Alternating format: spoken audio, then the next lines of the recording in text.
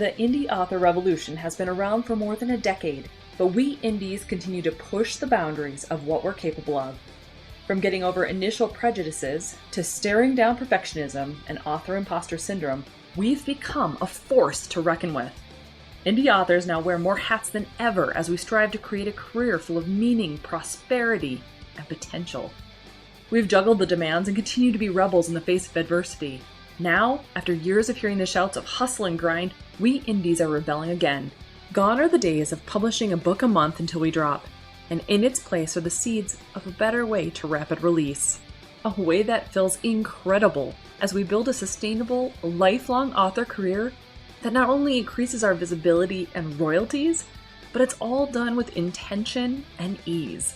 If you're ready to buck the system and become the visionary authorpreneur I know you're meant to be, you've come to the right place. I'm Carissa Andrews, international best-selling indie author, and this is the Author Revolution Podcast.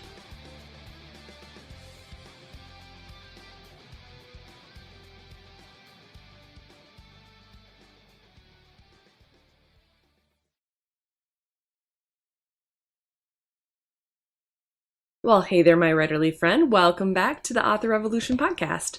So I am really excited to talk to you today because we are coming up to the end of NaNoWriMo. Now, because I had a little bit of a hiatus during the middle of this month with the whole 20 books to 50K Vegas conference, we haven't really talked a lot about Nano the second half of the month. And I think it's really important to kind of bring it full circle as we wrap up this final week. If you're hearing this on Wednesday as this podcast episode airs, it's literally the final day of NaNoWriMo 2022. And maybe you got there and you didn't quite hit the mark. Maybe you got to the end of this month and you're not sure it's even going to happen because you have thousands of words yet to write and it's the final day. So what happens if you end NaNoWriMo with unfinished business? That's the whole topic of today's podcast episode because I want to talk about this. I've done conversations where if you finish and you win Nano, what you do next. You can go to episode 4, I think it's authorrevolution.org/4, and you can hear what to do once you've finished NaNoWriMo. You've got your first draft, and now you're moving on to the next steps. So if that's you, feel free to go over to that podcast episode instead. But let's say you finish NaNoWriMo, but you're not actually finished. Your book is still ongoing and you want to keep figuring things out, but you're not sure what to do because maybe the motivation is starting to wane, or maybe you're just not quite sure what happens next. I'm going to tell you right now, I am not finished with Ruins. The conference put that crimp in it, and then I ended up getting a little bit of the conference crud like I talked about last week. Thankfully, it never did transpire into COVID, but it was bad enough that it knocked me out a couple of days. And so it set me back and behind what I was anticipating being at for my NaNoWriMo journey and for Ruins. So what does it mean then? Like, do you get to the end of NaNoWriMo and just go, oh, well, I guess I messed that up and go back to like this willy-nilly, I just can't bother being, nebulous, doing this whole thing without locking in your intention? Well, of course not. Your job at the end of NaNoWriMo, when you have that unfinished business, that unfinished manuscript, is you keep going. Do you have to be as strict as you were during NaNoWriMo? That's up to you, honestly. For me, I like to be strict on myself so that I can continue to get the book finished. Because if I don't, Parkinson's law will play against me. Because I'll be like, oh, I've got all this time, it's no big deal. Like I put Ruins up for pre-order last year, a year in advance, thinking, okay, I'll get this book actually written earlier, it'll come out earlier. And guess what? Here I am. It's literally coming down to the wire, and this book is finally coming out when it was scheduled to come out. Because, Parkinson's law is work will expand or contract to fit the time allotted for it, and I just let it keep expanding. So when I crunch time that stuff, when I say it's time to do this thing, and I work within my brain and my parameters of what I'm anticipating, things flow better. Things come out easier. There are no longer any excuses in my brain to kind of like keep pushing things out, right? So if you find yourself in the same situation and you're wanting to get your book finished and you're not quite done yet, don't feel like this is a defeat. Don't look at NaNoWriMo, where you either didn't win or you still have words to write, as something that you failed at, because that's not what it is at all. Look at all of the amazing words that you've already put on the page and celebrate the fact that they're there, because now everything else is all that much easier. You've got those words down. Now you just need to finish it. I know a lot of people really struggle with the concept of finishing. I know my dad is like that. I think we've talked about that a couple of times on the podcast. There's this thing where, you've got a lot of energy and a lot of momentum in the beginning when it's new and things are exciting. But it's that finishing part that sometimes people drop off at because either, number one, they're scared of success or they're scared of failure. And so if you don't finish it, you can't technically be judged for either, right? Well, technically, when you give up on yourself, you're already kind of failing. So let's not do that, right? Let's make sure that we come together with the intention that the book that you started is going to come to fruition. It's going to be finished. Now, it doesn't have to be the best, most amazing book on the planet. It doesn't have to be like this incredible work of fiction or this incredible work of nonfiction that is just going to blow people's minds. It could be, but that's not the pressure you need to put on the book. You need to just realize and relax into what has to come through you. Now remember, this book is part you, part the ether, part, your muse, whatever. And it's all coming together to be able to create this incredible experience for your readers. And sometimes we're not entirely 100% like in charge of that creativity. Sometimes it just flows through us. So stay open and allow yourself to flow through that experience.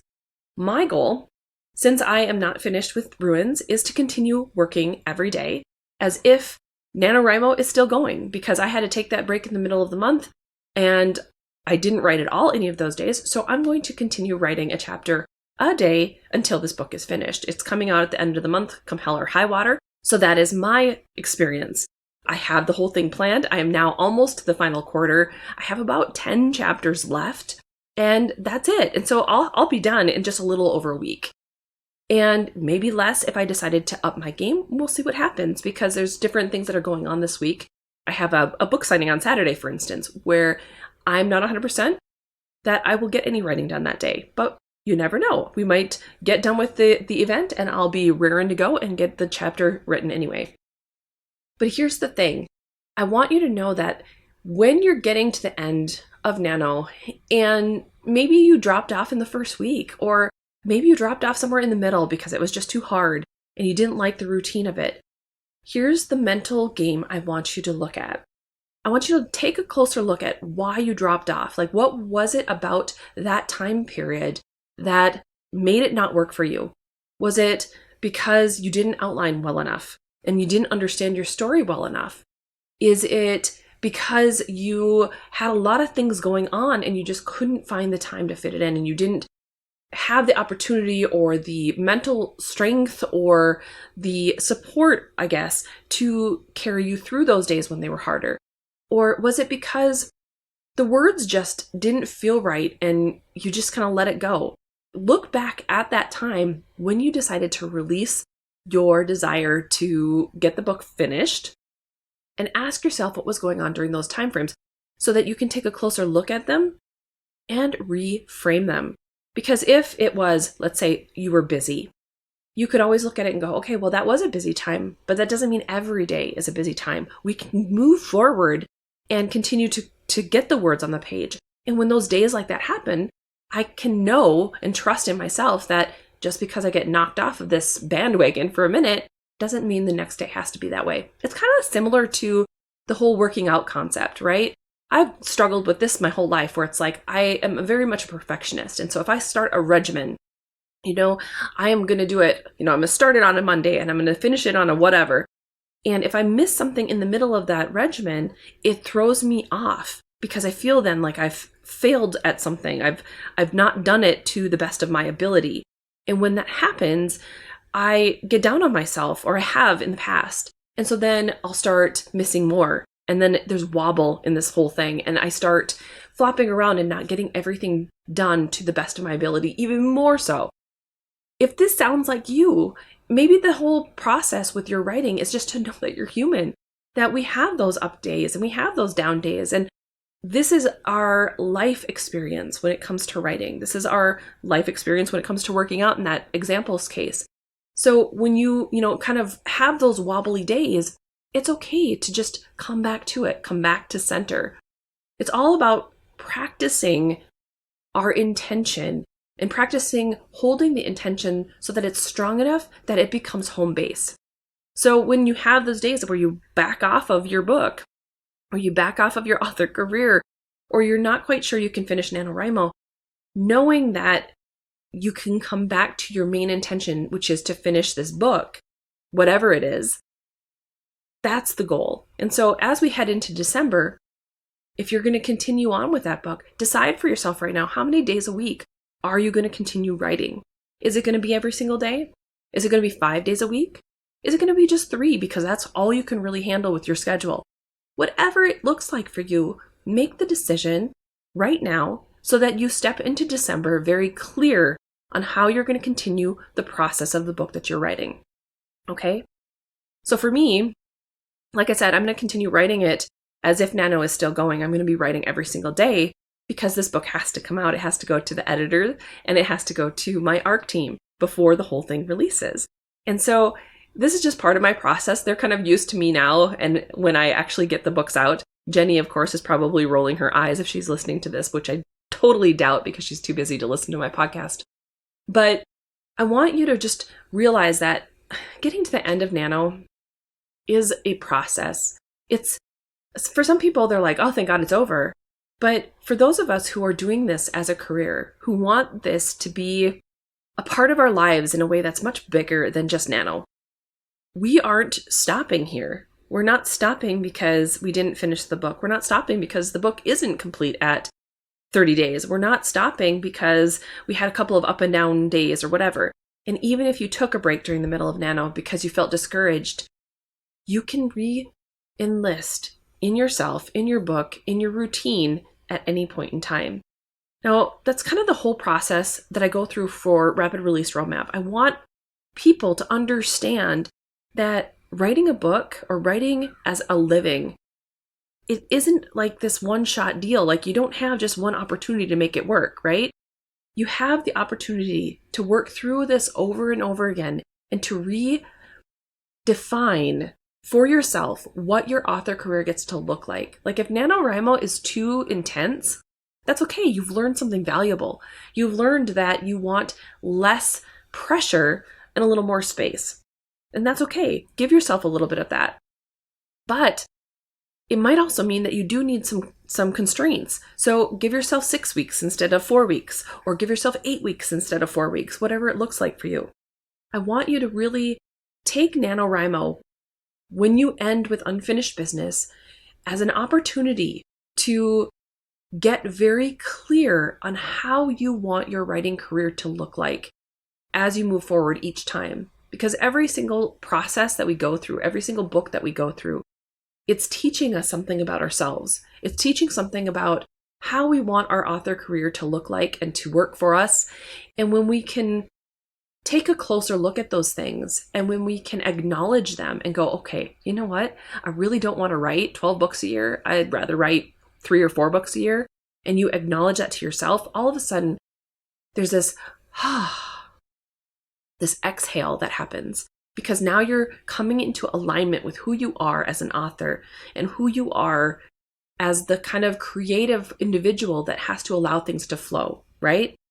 You have to be true to you, not anybody else. And if you're one of those authors who is like, oh my God, I love writing so much, I can't not write. So writing 12 books a year is just, almost slow. Cool. That is totally cool. That's on you to decide for yourself what feels right. Okay? One of the biggest things that I hope you take away when it comes to NaNoWriMo and when it comes to even this podcast episode is that there are myriad ways to come to the end of this month and still succeed. Like if you end at this day, right?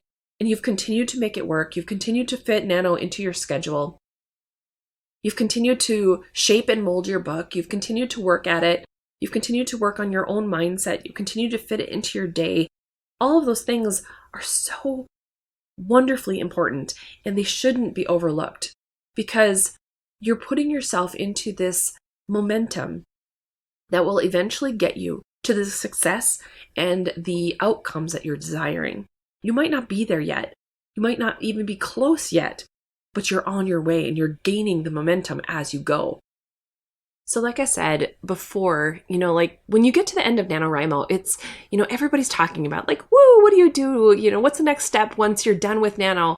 And while there is value in that, and like I said, I did a podcast episode on that, I think there's really something almost more valuable to learn when you haven't quite made it happen yet. Or when you get to the end and you're still like, okay, well, this is great. I hit 50,000 words, but I am nowhere near done. What do you do?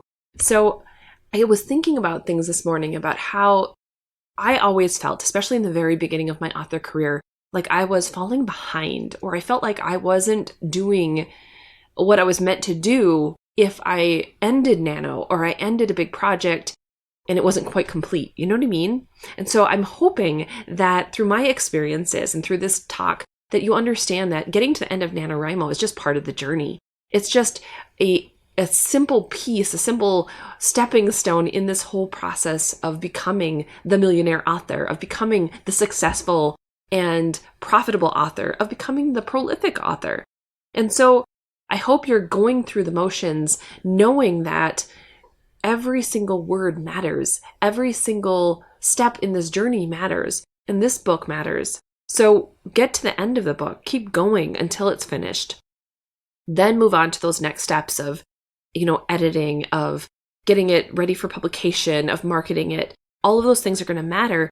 But right now, if you have this book that's still waiting to be fully developed, keep going with it so that you can get it into the hands of the readers who are going to need it, who want to enjoy it, who are ready to love your characters and your worlds just as much as you do. Okay? All right. So as you can tell from my crazy sounding voice, I'm still trying to get over this cold a little bit. So I'm going to end and wrap this podcast episode up here. But I want you to know that next week we're going to have a really spectacular podcast episode with Alicia Radis and Megan Linsky. Again, they're coming onto the podcast to talk about audiobooks and specifically why audiobooks can really level up your game when it comes to being a successful and profitable author.